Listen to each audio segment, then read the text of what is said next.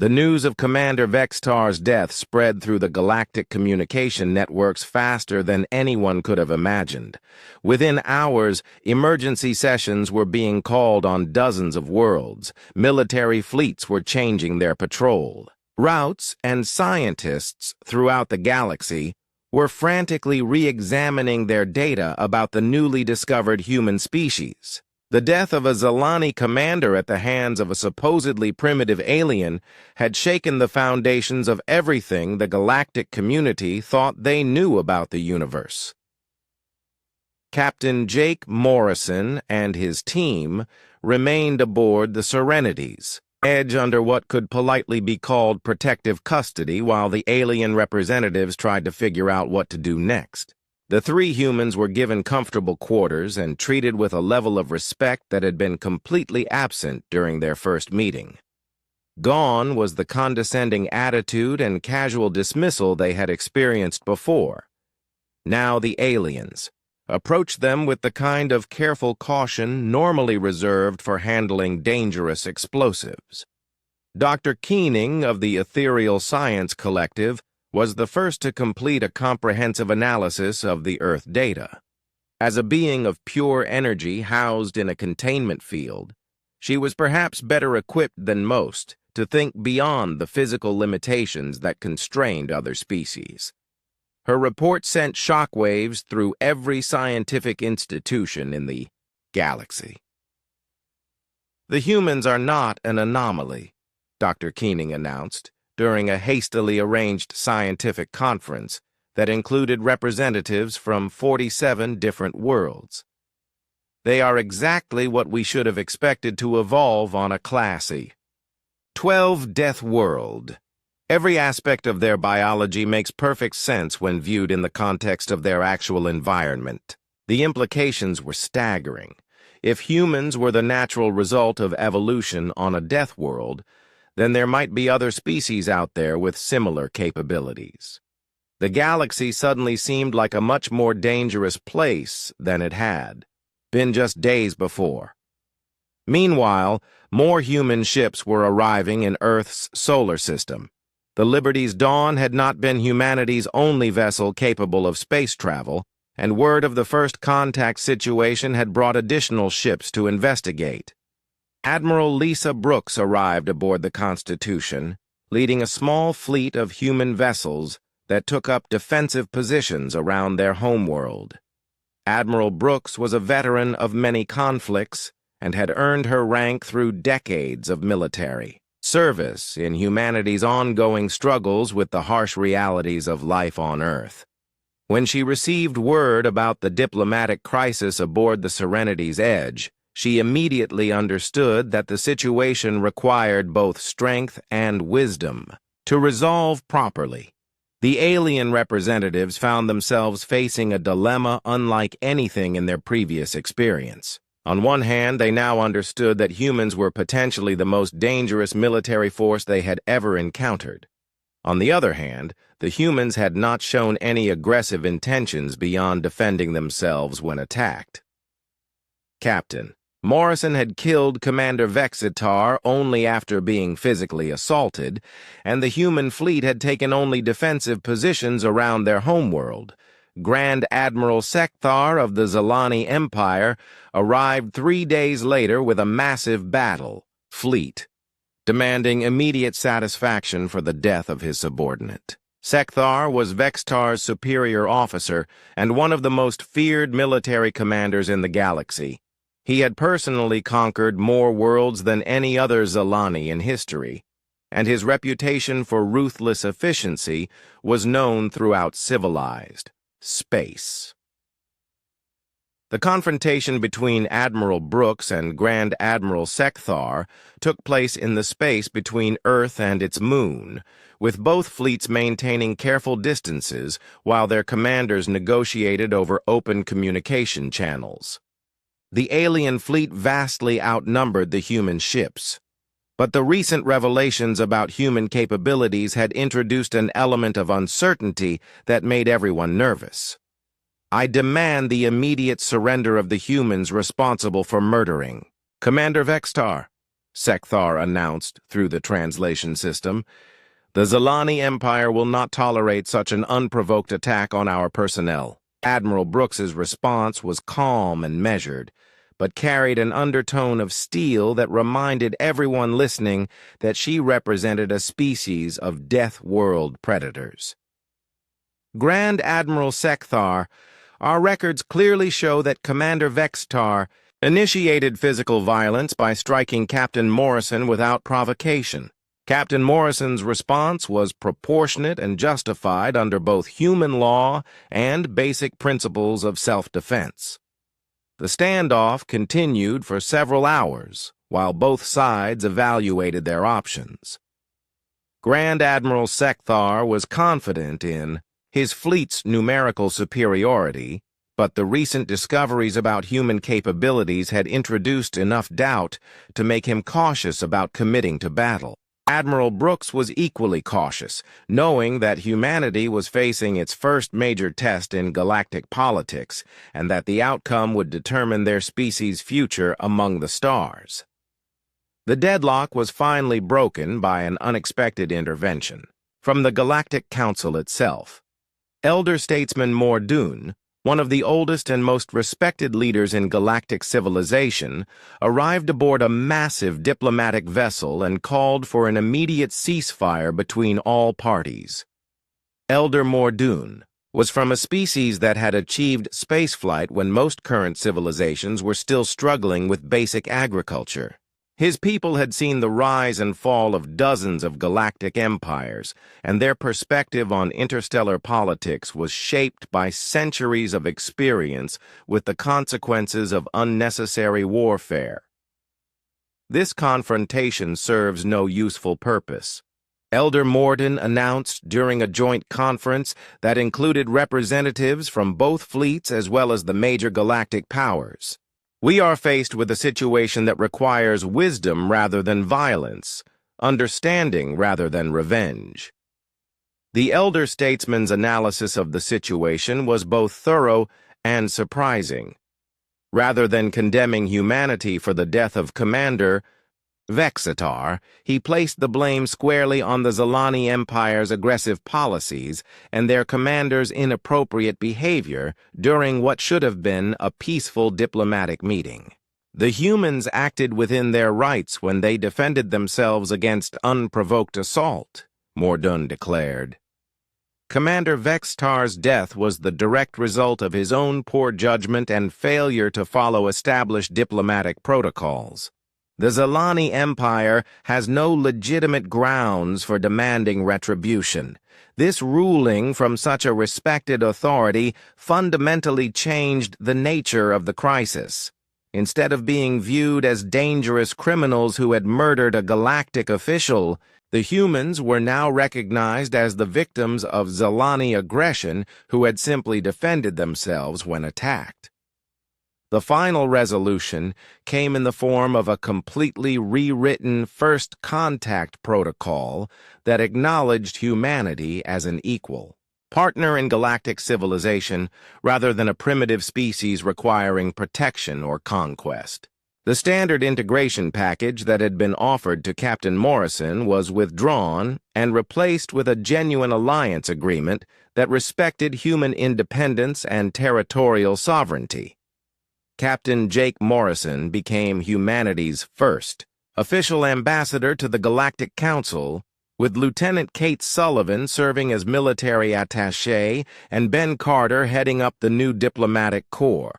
Their first assignment was to establish a permanent embassy on the galactic capital world, where they would represent human interests in ongoing interstellar politics. The transformation in galactic attitudes toward humanity was remarkable to witness. Species that had initially viewed humans as weak prey animals now approached them with respectful caution.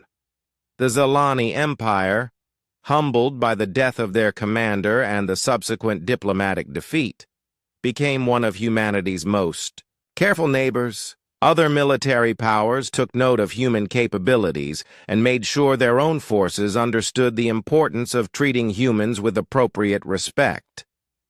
Earth itself became a subject of intense scientific study as researchers throughout the galaxy tried to understand how such a hostile environment had produced an intelligent species. Several alien scientists requested permission to visit Earth's surface, though they required extensive environmental protection equipment to survive conditions that humans considered perfectly normal. The story of Commander Vextar's death became a legend that spread throughout galactic civilization, serving as a cautionary tale about the dangers of underestimating unknown species. Military academies throughout the galaxy began teaching courses on Deathworld species and the importance of proper threat assessment when encountering new civilizations. Jake Morrison's final act as captain before accepting his ambassadorial position was to install a small plaque in his new office at the Galactic Embassy. The plaque contained a simple human saying that had quickly become famous throughout alien civilization. It's not the size of the dog in the fight that matters. It's the size of the fight in the dog. The galaxy had learned an important lesson about making assumptions based on appearances. Humanity had earned its place among the stars not through conquest or intimidation, but by demonstrating that true strength comes from the ability to survive and prosper in the face of the silence that followed Commander Vextar's death was unlike anything the galactic representatives had ever experienced. For several long seconds, nobody moved, nobody spoke, and nobody seemed to breathe as they stared in complete shock at the headless body of the Zilani commander lying on the chamber floor. The sight was so impossible, so contrary to everything they believed about the natural order of the universe, that their minds struggled to process what they had just witnessed. Jake Morrison stood exactly where he had been when he delivered the fatal blow, his right fist still clenched and his body perfectly balanced and ready for further action. He had not moved after striking Vextar, nor had he shown any sign of surprise or regret about what he had done. To the alien observers, the human captain appeared as calm and controlled as he had been throughout the entire meeting, as if killing a Zilani commander with a single punch was no more significant than swatting an annoying insect. The first alien to break the silence was one of the insect creatures, which began making a high-pitched keening sound that quickly spread to the others of its species. The gas beings started changing colors rapidly, cycling through patterns of red, blue, and yellow that indicated extreme distress and confusion. The crystal aliens remained motionless, but their internal lights began flashing in chaotic sequences that suggested their equivalent of panic. Lieutenant Kate Sullivan and Diplomatic Officer Ben Carter moved to stand on either side of their captain, forming a protective triangle that faced the shocked alien representatives. Neither human appeared surprised by what Jake had done, and both seemed prepared to defend their captain against any retaliation that might follow. Their calm acceptance of the situation only added to the aliens' bewilderment about what kind of species they were actually dealing with. One of the younger Zilani officers who had been standing near the back of the chamber stepped forward to examine his commander's body. The alien's scaled hand shook as he confirmed what everyone could already see. Vextar was definitely dead, killed by a single blow from a creature that should have been physically incapable of harming a Zilani warrior. "This is impossible," the young Zilani whispered, his words barely audible through his malfunctioning translator. "No species in the galaxy possesses the physical strength to kill a Zilani commander with one strike. The humans must have some kind of hidden weapon or advanced technology that we did not detect."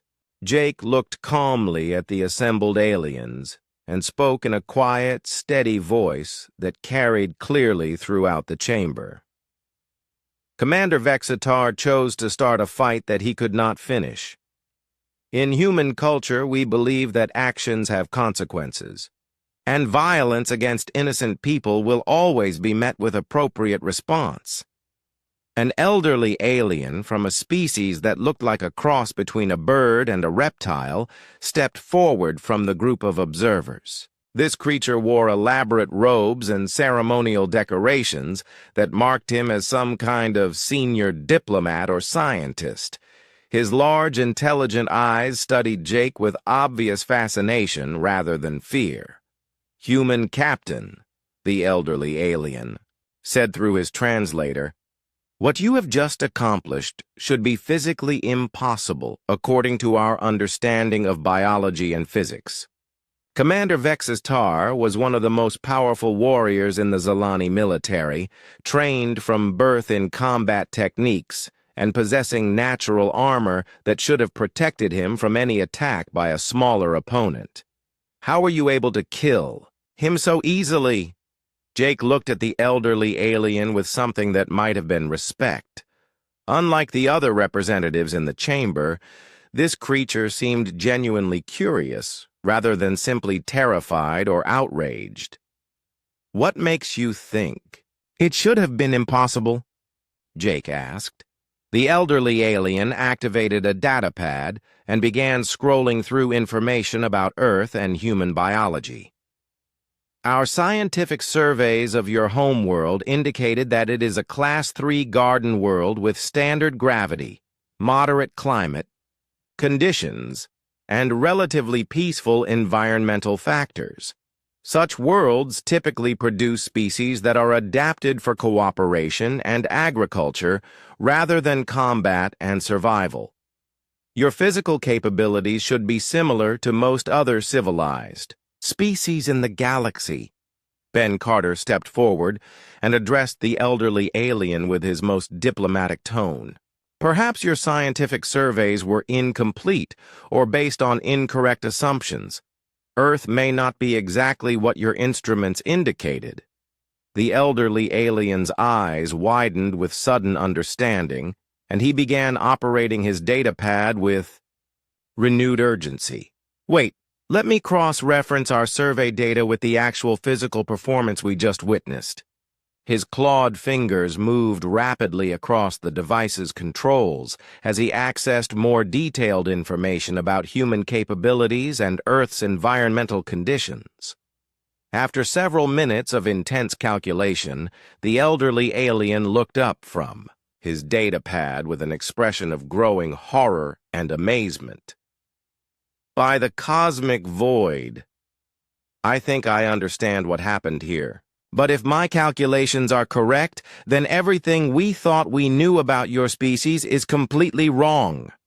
The other alien representatives crowded around the elderly scientist, eager to understand what he had discovered. Even the gas beings descended from their positions near the ceiling to form a closer circle around the datapad. The insect creatures stopped their distressed keening and focused their multiple eyes on the unfolding explanation. "What did you find?" asked one of the crystal aliens, speaking for the first time since the meeting had begun. The elderly scientist's voice was filled with awe and fear as he shared his discovery. "Earth is not a Class 3 garden world as our initial surveys indicated. According to these more detailed readings, it is actually a Class 12 death world, one of the most dangerous and hostile environments we have ever encountered in this galaxy." Gasps and cries of alarm came from aliens throughout the chamber as they heard this revelation. A Class 12 death world was the kind of environment that most galactic species considered completely uninhabitable, a place where only the most extreme and dangerous life forms could possibly survive. "The gravity on Earth is nearly twice galactic standard," the scientist continued, reading from his datapad with increasing amazement. "The atmospheric composition includes gases that would be toxic to most of our species. The weather patterns include massive storms that would destroy our cities, and the native predators include creatures that would be classified as apex killers on any civilized world." Jake listened to the alien scientist's description of his homeworld with mild amusement. To humans, Earth was simply home.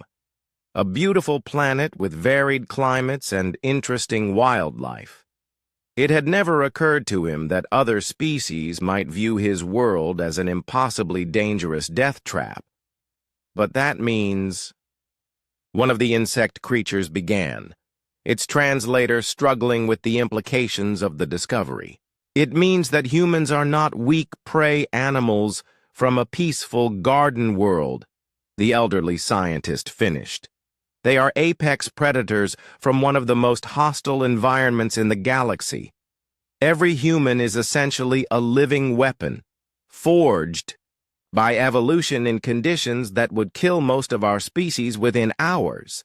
The implications of this revelation began to sink in among the alien representatives. If humans were actually Deathworld predators rather than Garden World herbivores, then everything about the relationship between humanity and the galactic community would need to be completely reconsidered.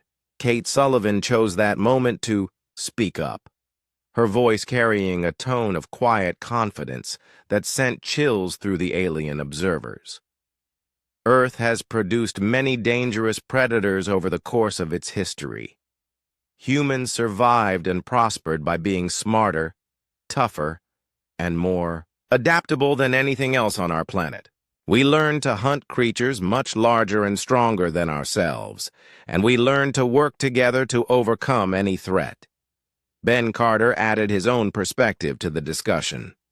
Every human child grows up learning to survive in an environment that includes deadly weather, dangerous animals, toxic plants, and countless other hazards that most galactic species have never had to face. What you consider impossible physical feats are simply normal capabilities for anyone who grew up under Earth's conditions. The elderly alien scientist was still studying his data pad with obvious fascination. The muscular and skeletal structure, required to function normally under twice standard gravity, would give humans incredible strength and speed when operating in normal galactic environments.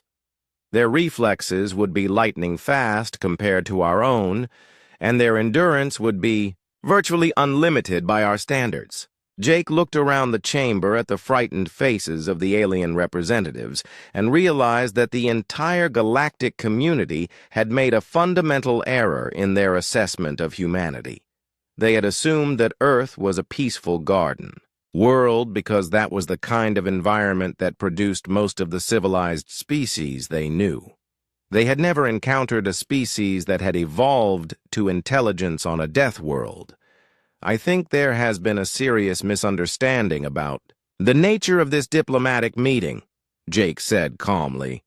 You assumed that humanity needed your protection because we appeared weak and vulnerable. Jake Morrison stood his ground as Commander Vextar towered over him, the alien's massive form casting a dark shadow across the human captain. The difference in size was dramatic. Vextar stood nearly 8 feet tall, with arms as thick as trunks, while Jake was just over 6 feet and appeared small and fragile in comparison. To every alien observer in the chamber, the confrontation looked like a giant predator preparing to crush a helpless prey animal. I suggest we take a break from these negotiations, Jake said quietly, his voice steady and controlled. Perhaps when we all have time to cool down, we can find a solution that works for everyone involved. Vexitar's yellow eyes flashed with rage at what he perceived as continued defiance from an inferior creature. In Zalani culture, physical dominance was everything, and any species that refused to submit to superior strength was considered an insult to the natural order of the universe. The alien commander had conquered dozens of worlds and subjugated hundreds of different species, and he had never encountered such stubborn resistance from such obviously weak opponents. Cool down, Vextar roared, his voice echoing throughout the chamber. You think this is some kind of game where you can waste our valuable time with your primitive reluctance to accept reality? I have destroyed entire civilizations for showing less disrespect than you have demonstrated today. The other alien representatives continued backing away from the confrontation, recognizing that the situation had moved far beyond normal diplomatic procedures. The insect creatures were making distressed chirping sounds, while the gas beings had begun to dim and contract as if preparing to flee. Even the crystal aliens, who normally remained completely motionless during meetings, were beginning to show signs of agitation by flickering their internal lights in rapid, nervous patterns. Ben Carter stepped slightly forward, still trying to salvage the situation through diplomatic means. Commander Vexitar, I assure you that Captain Morrison meant no disrespect. We simply need more time to properly evaluate your proposal and discuss it with our government leaders on Earth. Surely you can understand that a decision of this magnitude requires careful consideration. Vexitar whirled around to face Ben, his massive tail lashing behind him in a display of pure fury. Silence, you pathetic insect. I am tired of listening to your meaningless words and empty excuses.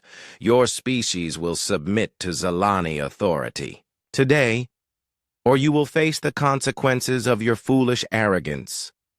Kate Sullivan had remained quiet during most of the confrontation, but now she could see that the situation was spiraling completely out of control. Her hand moved instinctively toward the weapon at her side, a movement that did not go unnoticed by several of the alien observers. In her military training, Kate had learned to recognize the signs of imminent violence, and every instinct she possessed was warning her that Commander Vexitar was on the verge of attacking her captain. Commander, Kate said firmly, I think we should return to our ship and contact Earth for further instructions. This meeting has clearly reached an impasse that cannot be resolved today. Vexitar's attention shifted to Kate, and his expression became even more hostile as he noticed her hand near her weapon. Are you threatening me, little human female? Do you actually believe your primitive weapons could harm a Zalani warrior? I have personally killed thousands of enemies in hand-to-hand combat, and I could snap your fragile neck with one finger. The translation device on Vexitar's throat began making crackling sounds as his emotional state interfered with its delicate electronics. The universal translator was not designed to handle the extreme rage that the Zalani commander was experiencing, and it began producing garbled words and incomplete sentences that made communication even more difficult. Jake stepped between Vexitar and Kate, drawing the alien commander's attention back to himself. Commander Vexitar, Lieutenant Sullivan was not threatening you. She was simply suggesting that we need to step back from this situation before it gets any worse. Nobody wants this meeting to end in violence. Vexitar looked down at Jake with an expression of pure contempt mixed with disbelief that such a small and apparently weak creature would dare to position himself as a protector. In the commander's experience, prey species always submitted when faced with overwhelming physical superiority, and the humans' continued defiance was both puzzling and infuriating. Violence. Vexitar laughed, a harsh sound that came from deep in his chest. What could you possibly do to threaten a superior being like myself? You are nothing but soft, weak creatures from a garden world who have never faced real danger or genuine adversity. I could destroy all three of you without even exerting myself. The alien commander took another step closer to Jake, bringing his massive form within arm's reach of the human captain. Up close, Jake could see every detail of Vexitar's alien features. The dark green scales that covered his body like natural armor, the sharp claws at the tips of his fingers, the powerful muscles that rippled beneath his skin with each movement. In Zalani culture, Vextar continued, his voice dropping to a menacing whisper. We have a way of dealing with inferior creatures who refuse to show proper respect to their superiors.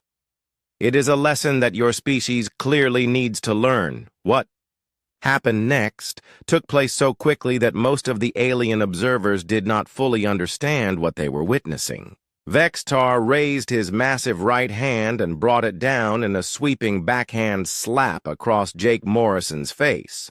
The blow was intended as what Zalani considered a minor correction, a way of establishing dominance without causing permanent injury. In Zalani culture, striking another being was the ultimate expression of superiority and contempt.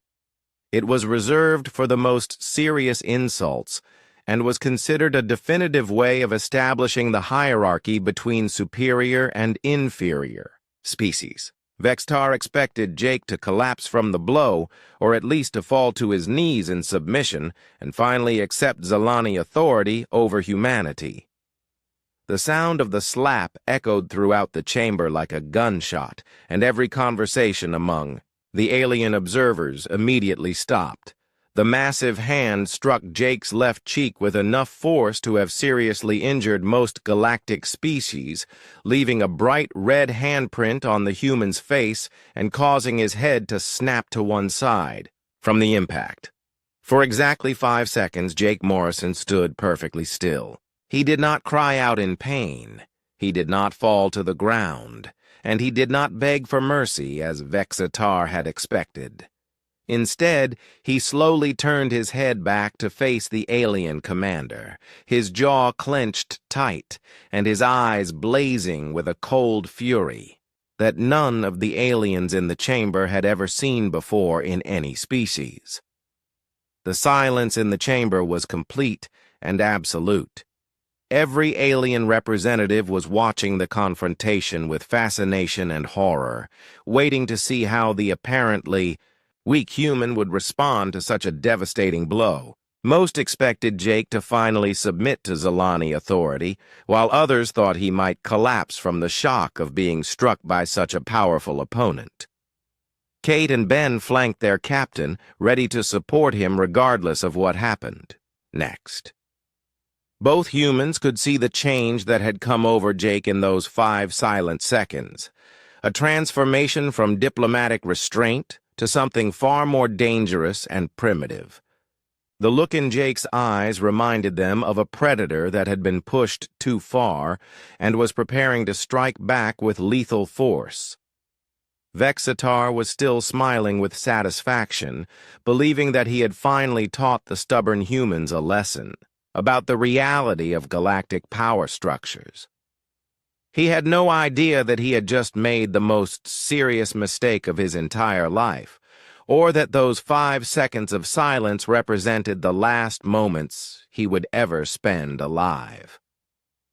Jake Morrison moved, faster than any of the alien species present had ever seen any living creature move before. In one fluid motion that took less than a second to complete, he stepped forward and drove his right fist directly into Vextar's throat at the exact point where the Zalani's natural armor was thinnest and most vulnerable. The strike was not wild or emotional. It was precise, calculated, and delivered with the full force of muscles that had been developed under Earth's crushing gravity and honed by years of military training in one of the most dangerous environments in the galaxy.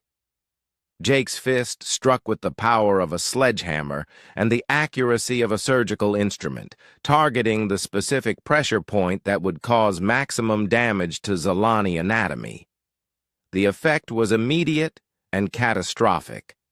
Vextar's head, separated cleanly from his body, severed by the tremendous force of the blow that had crushed his spine and torn through the vital connections between his brain and the rest of his massive form. The alien commander's severed head flew across the chamber and struck the far wall with a wet thudding sound, while his headless body remained standing upright for several seconds before collapsing to the floor with a thunderous crash.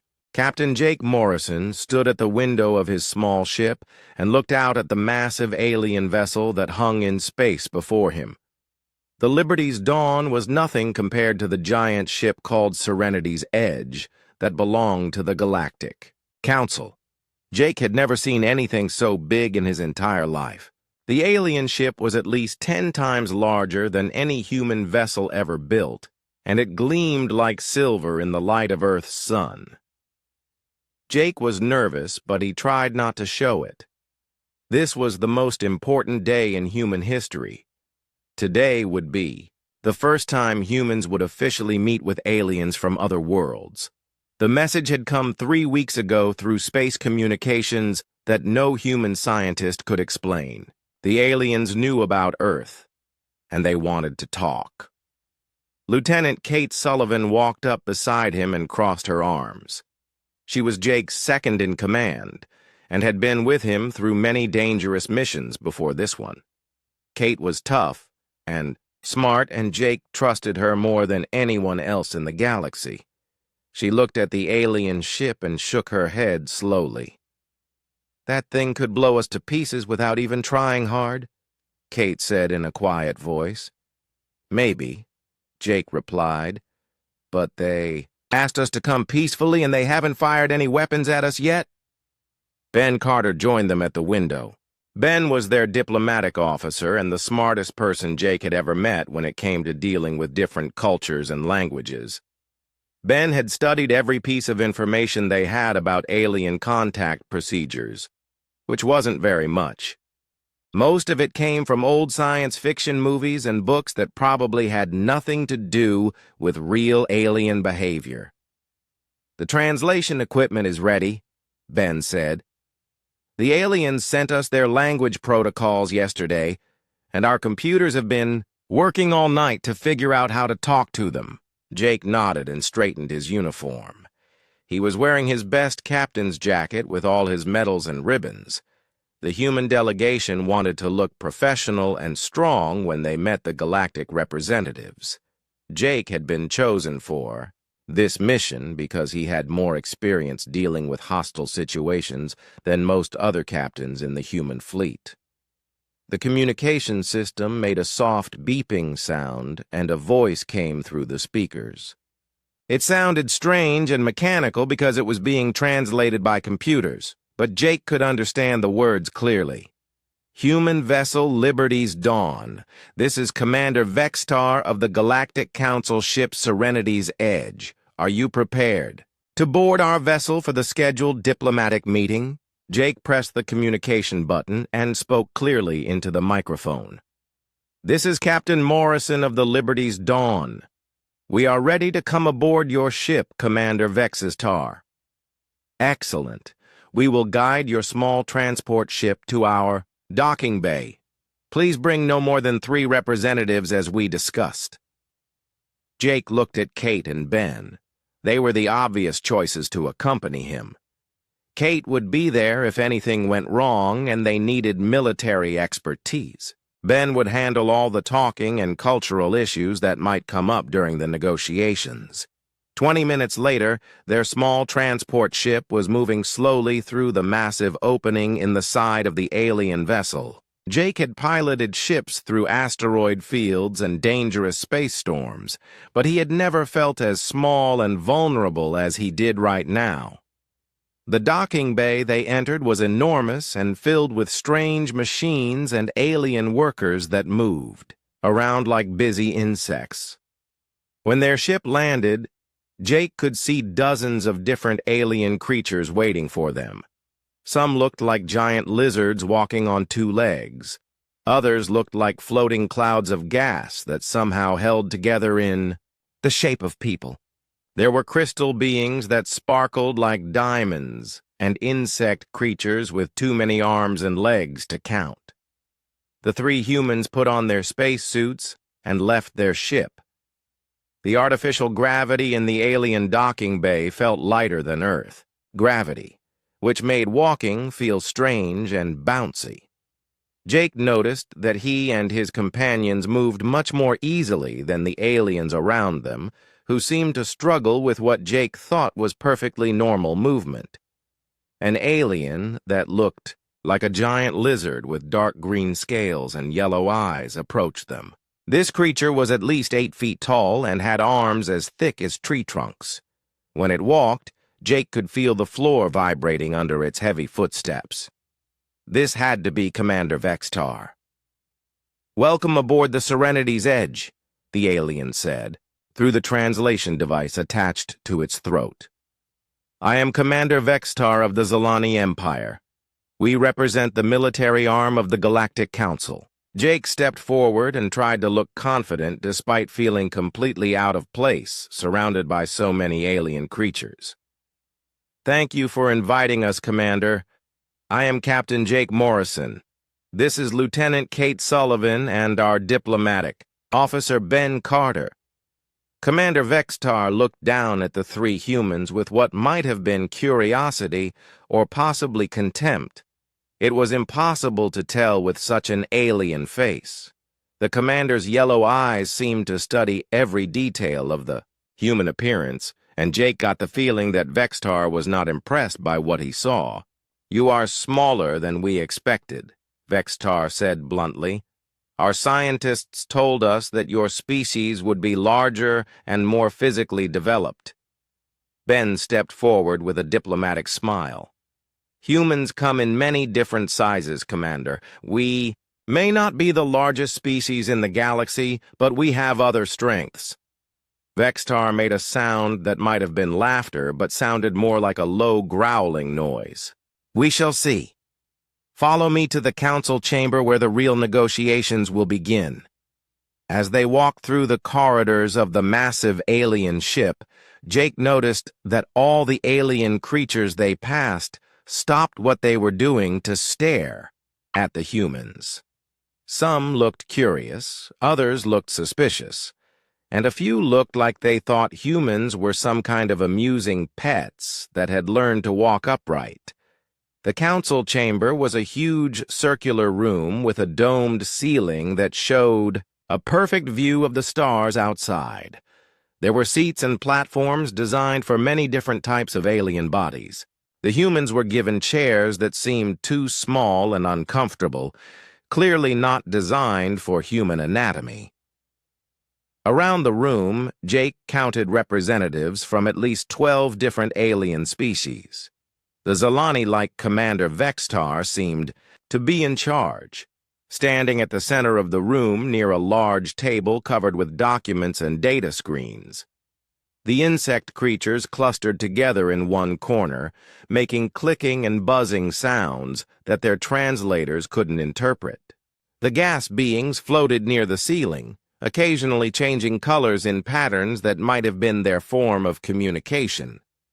Commander Vextar called the meeting to order by striking a metal rod against a resonating crystal that made a deep, echoing sound throughout the chamber. "We are here today to welcome the species called humans into the galactic community," Vextar announced. "These creatures come from the 3rd planet of a small star system on the outer edge of our galaxy. Their world is called Earth, and our surveys indicate it has adequate resources and strategic value." Jake didn't like the way Vextar talked about Earth, like it was just another piece of property to be evaluated and cataloged. He exchanged glances with Kate and Ben, who both looked equally uncomfortable with the alien commander's tone. "We appreciate your interest in establishing relations with humanity," Ben said carefully. "We hope this will be the beginning of a long and mutually beneficial friendship between our peoples."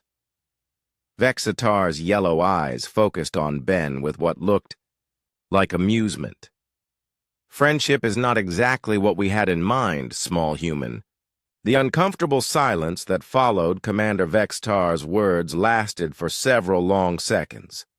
Jake could feel the tension building in the room like electricity before a thunderstorm. The alien representatives around the chamber seemed to be waiting for something to happen, and their various forms of communication created a low buzz of anticipation. Ben cleared his throat and tried to maintain his diplomatic composure. "Perhaps we should discuss what kind of relationship you have in mind, Commander Vextar. We came here hoping to establish peaceful trade agreements and cultural exchanges."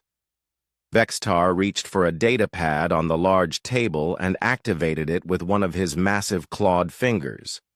A holographic display appeared in the center of the room, showing detailed information about Earth, its resources, and its strategic location in space.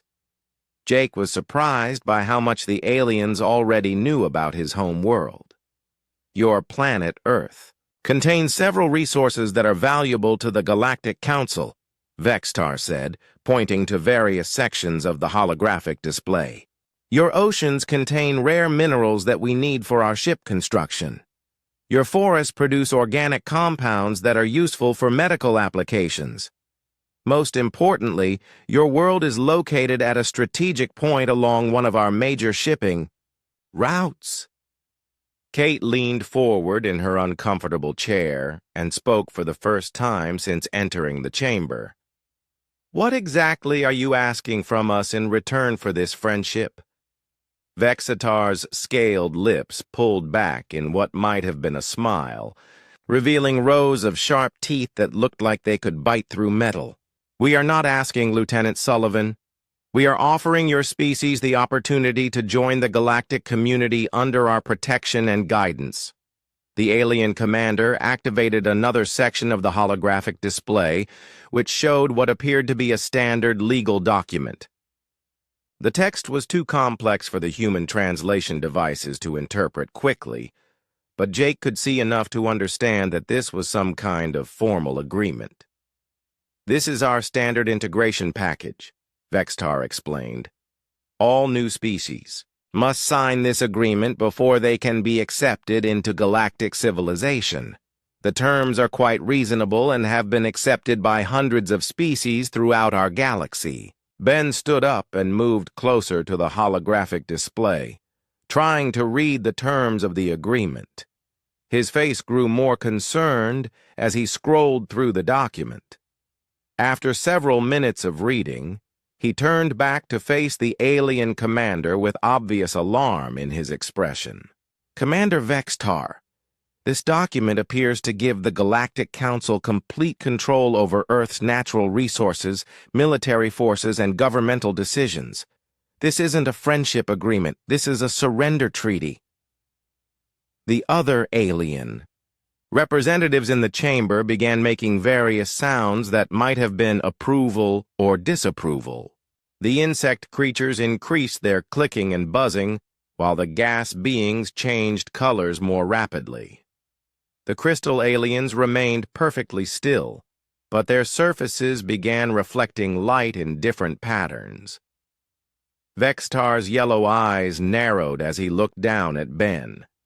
"You misunderstand the nature of this arrangement, small human. We are offering your primitive species protection from the many dangers that exist in this galaxy. There are hostile civilizations that would destroy your world without hesitation, if they discovered it. Under our protection, humanity will be safe and prosperous." Jake stood up and joined Ben near the holographic display. He had been quiet for most of the meeting, but now he felt the need to speak up for his species. "What you're describing sounds more like occupation than protection, Commander. Humanity has managed to survive and prosper on our own for thousands of years without galactic protection."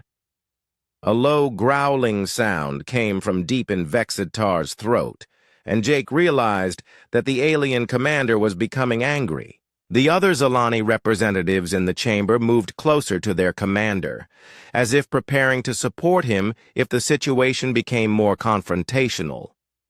"Your species has survived only because you have been isolated and ignorant of the true dangers in this galaxy," Vextar said, his voice becoming deeper and more threatening. "You have never faced a real enemy or experienced the kind of warfare that is common among civilized species. Without our protection, humanity would be conquered or destroyed within a few years of making contact with hostile aliens. Kate stood up and moved to stand beside Jake and Ben, forming a united front against the increasingly aggressive alien commander. We appreciate your concern for our welfare, Commander, but humanity prefers to make its own decisions about its future. We would be interested in establishing trade relationships and cultural exchanges, but we cannot accept any agreement that compromises our independence. The atmosphere in the chamber became even more tense as Vextar's anger continued to grow. The alien commander was clearly not accustomed to having his offers refused, especially by a species he considered to be inferior and primitive. Jake could see that the situation was deteriorating rapidly and might soon become dangerous. "You do not seem to understand your position," Vextar said, his voice now carrying a clear tone of menace. "Your species is weak and technologically primitive compared to the civilizations that dominate this galaxy. You have no military forces capable of defending your world against a serious attack. Your weapons are crude and ineffective against modern galactic technology. Without our protection, you are nothing more than helpless prey waiting to be devoured by predators." Ben tried one more diplomatic approach, speaking in his most reasonable and non-threatening voice. "Commander Vextar, perhaps we could postpone this discussion until we have had more time to study your proposal and consult with our government leaders on Earth. This is a very important decision that affects the future of our entire species, and we want to make sure we fully understand all the implications before we respond." Vextar's reaction to this suggestion was immediate and explosive. The alien commander's scales seemed to darken with rage, and his yellow eyes blazed with fury. He slammed one of his massive fists down on the table, causing the holographic display to flicker and shake. "There will be no postponement," Vextar roared. "Every species that enters this chamber leaves with a signed agreement or faces the consequences of their foolish refusal. We have conquered dozens of worlds and integrated hundreds of species into our galactic empire. We do not negotiate with primitive creatures who are too stupid to recognize the generosity of our offer." The other alien representatives in the chamber began backing away from the confrontation, clearly recognizing that the situation had moved beyond normal diplomatic procedures. Some of the smaller species seemed frightened by Vextar's display of anger, while others appeared to be excited by the prospect of witnessing violence. Jake felt his own anger beginning to rise as he listened to the alien commander's threats and insults. Throughout his military career, he had faced many dangerous enemies and hostile situations, but he had never encountered anyone who combined such arrogance with such obvious contempt for human dignity and independence. "Commander Vextar," Jake said, his voice remaining calm and controlled despite his growing anger. "I think there has been a serious misunderstanding about the nature of this meeting. We came here as representatives of a free and independent species seeking to establish peaceful relations with other civilizations. We did not come here to surrender our freedom or accept domination by any alien empire." Vextar turned his full attention to Jake, and the human captain could see pure hatred burning in those alien yellow eyes. The commander took several steps closer to Jake, using his massive size and intimidating presence to try to force the human into submission. "You dare to refuse the generous offer of the Zalani Empire?" Vextar hissed through his sharp teeth. "You pathetic little creature think you can stand against the might of our galactic civilization? I have personally conquered worlds with billions of inhabitants and reduced their cities to ashes. What makes you think your insignificant species deserves any better treatment?" The confrontation had reached a critical point, and Jake knew that. Whatever happened next would determine the future relationship between humanity and the galactic community. He could feel Kate and Ben standing close beside him, ready to support him no matter what decision he made. The moment of truth was approaching, and Jake prepared himself for whatever consequences might follow.